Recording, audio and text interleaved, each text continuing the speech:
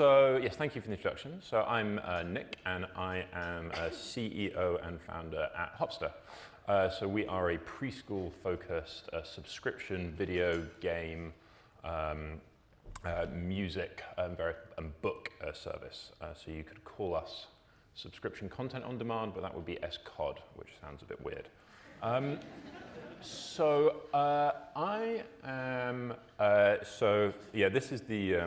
is a bit of what we look like.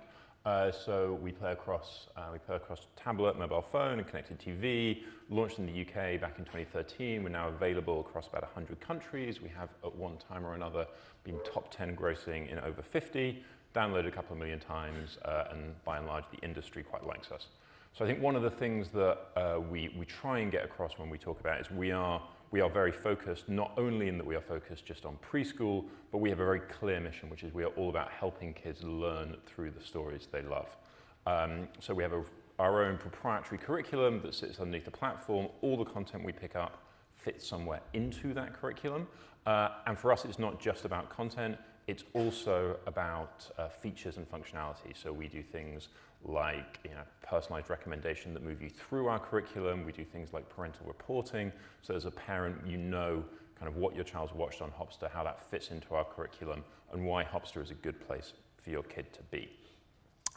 So we are certainly at the more kind of focused end of the spectrum in terms of digital services, albeit we think that opportunity is a big global opportunity. So I'm due to talk today about Hopster's partnership success model and kind of present some case studies of kind of partnerships that we've done and how we worked with telcos and other partners. But the subtext of this I thought really could be kind of a modest proposal for better discos. And I'm gonna talk to you about why I think that's hopefully it'll become clear why I think that's a good subtitle later on. First of all, there's just a few words about why this is important to us and why this is important to me. As a new entrant in this space, we love partners. We do a lot of partnership work. So these are just some of the examples we have partnered with over the last 12 to 18 months. So people like Comcast, Dish, Sling in the US, Vodacom in Africa, TalkTalk obviously in the UK, launched with Roku channels in the US recently. Prior to that, we've been a partner to EETV in the UK for a while, also to Vodafone in a number of their markets. You will see some more announcements for us for new partnerships in the coming months. So this has always been a big part of our business. We are not just about direct-to-consumer. We've really, since we started, we've been interested in finding ways to work with good distribution partners. To the extent that one of our sort of peers, someone else who plays in the, but much more established, I think we saw them in an industry event recently, and they said, "Oh well, we're catching up with you in the partner business." And given that they're a multi-billion-dollar corporation that's been around for sort of 30 odd years, and we recently got our first phone line, I think it is nice to feel that we've been kind of innovating a bit in this space. So partnership's really important to us, and I think within here you see lots of different flavors of types of partnership that we can do. And what I'm going to try and do through this presentation is talk a bit about what we think makes for a successful partnership. Before I start talking about what makes a successful partnership, I just wanted to touch really briefly on why I think a partnership model is important for direct-to-consumer services like ours, or for digital services like ours, and also for our partners. So for our partners, I think it is fairly clear, particularly in the kids space, that bundling channels is no longer enough. That where everyone was 4 or 5 years ago, where essentially what you did as a platform is you put together a package of channels, you put a 50% margin on it, and you sold it to your users, that model is kind of breaking down, and it's breaking down driven by a very fundamental change in user behavior. And I appreciate the point from Reese earlier that sort of overall linear TV is not going away. But certainly if you look at the youngest groups, as you can see on this chart, the 2 to 11s, the 12 to 17s, you're seeing kind of 20% declines in TV viewing. You're seeing that rate of change accelerate. I think if you look at the latest BARB data in the UK, kids TV viewing specifically is down about 50% since 2010, continuing to decline quite quickly. And certainly when you go out and do kind of qualitative research and you talk to kids, it is, I think, surprising and impressive how little a part of the conversation the channel brands now are. So if, as a platform, if you were in the business of bundling channels for a younger audience, if all you continue to do is bundle channels, then you will possibly not be doing that successfully for very much longer. So I think as a platform, the imperative to partner with digital services and to partner with new subscription services is pretty strong. But similarly for a business like mine, we are also very deeply interested in partnering. And I borrowed this chart from Ampere Analysis.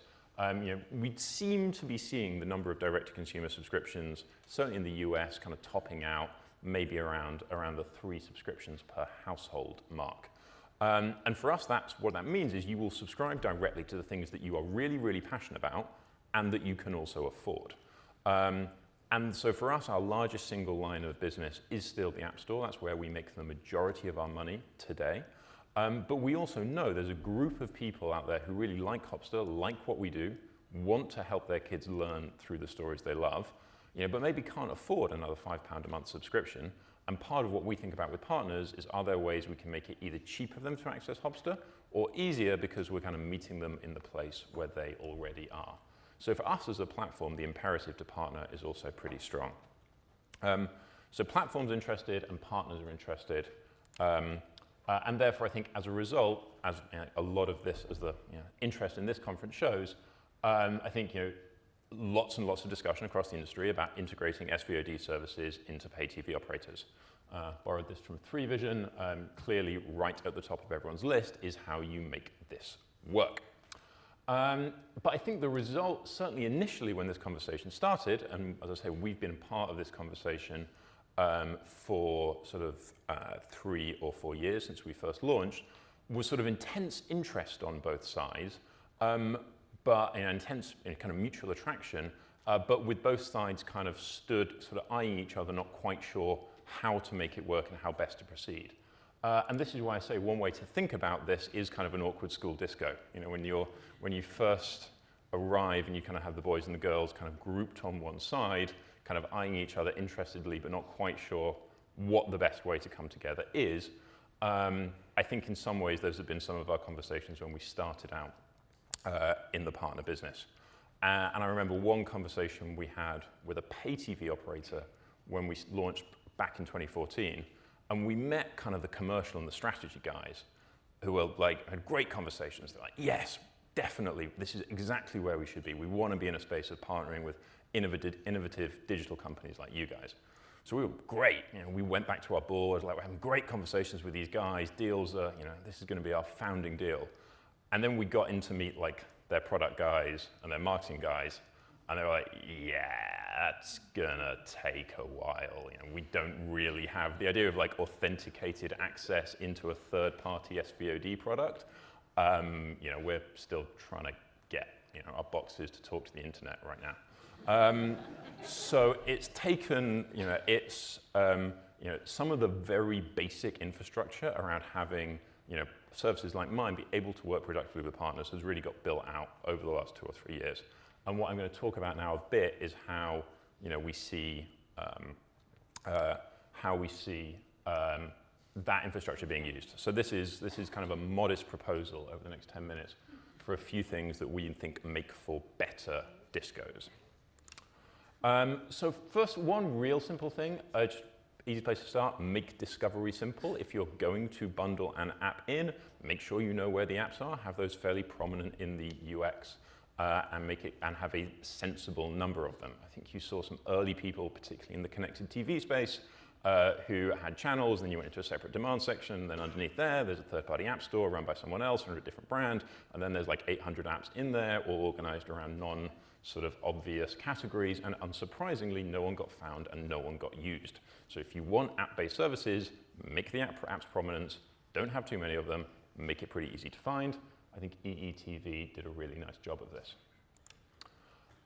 Once you have done that, I think it's also really important if you are integrating SVOD services to give them a little bit of space to tell their story. And I think this is an area that people often kind of get wrong.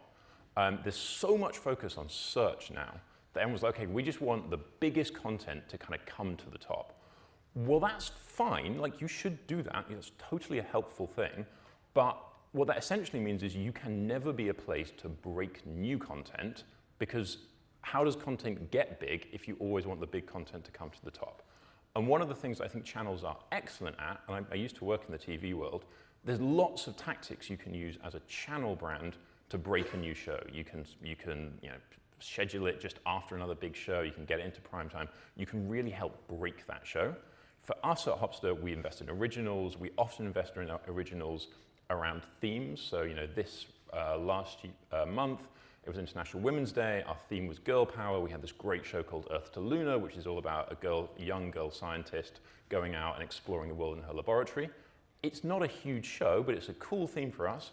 In the mobile app, we made a big deal out of it. We can make it creatively. We can make that live. We had some really nice content hand-curated around it, but it's probably not going to show up at the top of anyone's sort of voice search list. We need a little bit of help kind of being able to curate that, tell that story, and make that hand curation work. And I think this is an example from our partnership with Comcast. I think they do a nice job of helping us kind of tell that story. And if you see some of our stuff come to life, you scroll down, there's information about our curriculum. All that's kind of really helpful. This is a slide that makes my CTO happy. There is the channel integration world is pretty damn simple. We have this down to a fine art. We're never going to get to healthy, scaled, productive relationships between platforms like mine and our partners if you don't get the cost and time of integrating a service down to somewhere much closer to the channel integration world or the channel launch world than where it is right now. I think we're about as good as anyone in the market in this. We've done launches end-to-end, including authenticated app access, full language localization in 3 months. But 3 months is still quite a lot of time and quite a lot of cost against that to launch with a new partner. So things we care about whether you've got robust API suites. It's much better if those are kind of battle-hardened, used across multiple partners, and they're being custom developed. If people have package suites and Pythons that call those APIs, even better. Sorry, we're right down in the weeds here, but I promised my CTO I'd say that. Integrations for partners with some of the kind of universal adapter plugs of the industry.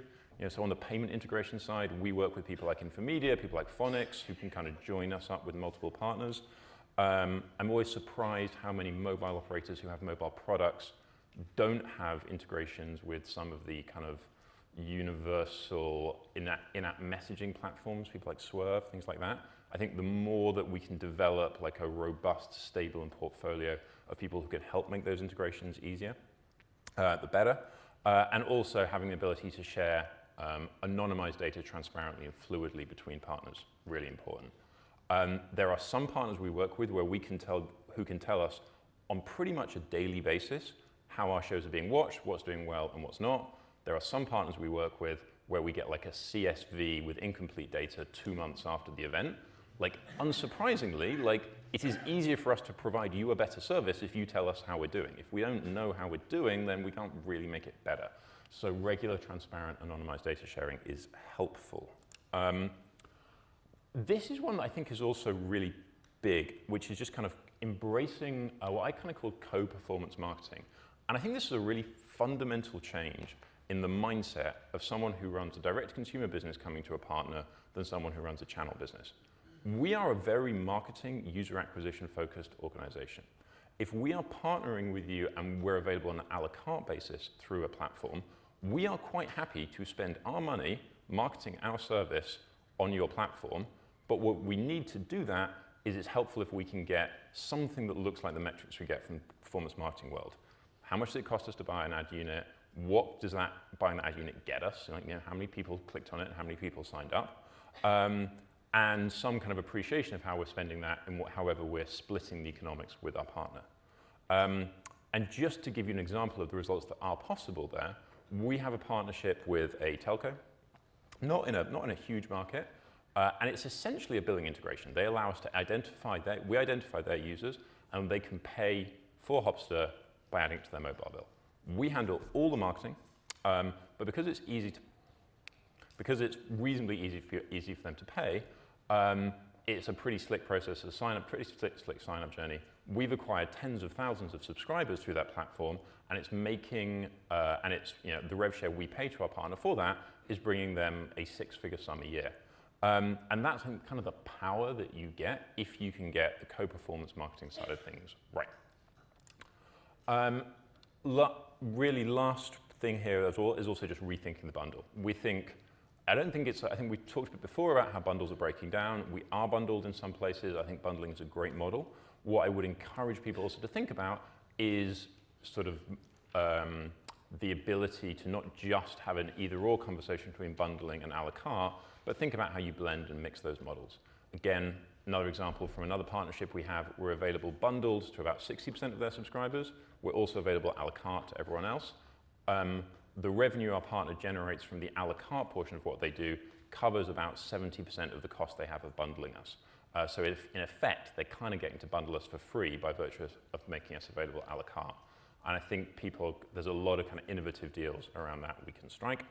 Also, in a data-driven world, we are quite open to usage-based pricing. You know, if what you care about is new signups, if what you care about is how many people are actively using the service rather than entitled, we can look at models based on that. But again, it's got to have transparent data sharing around it. And then last slide here.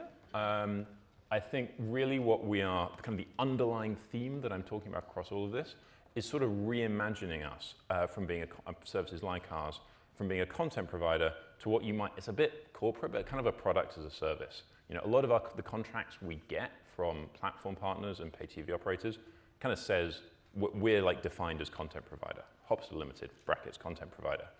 And content provider is kind of such a passive thing. It's like, we'll send you content, you forget about it. That's not really what we want to be. You know, we want to be hired for different jobs by our platform partners. Sometimes to provide content for a bundle, sometimes as a marketing partner, sometimes as someone to drive upsell, maybe someone to drive, maybe a part of their strategy to drive data usage. We're quite happy to share data and have transparent exchange of data about how we're doing that, and integrate across like multiple areas of their stack to enable us to do those jobs for them. And I think that kind of mentality of trying to build those partnerships is hopefully more about building a product as a service, software as a service model than just being a kind of passive provider. So those are some of my ideas for more productive discos. I'm sure they're not complete, but hopefully we will have better discos in the future.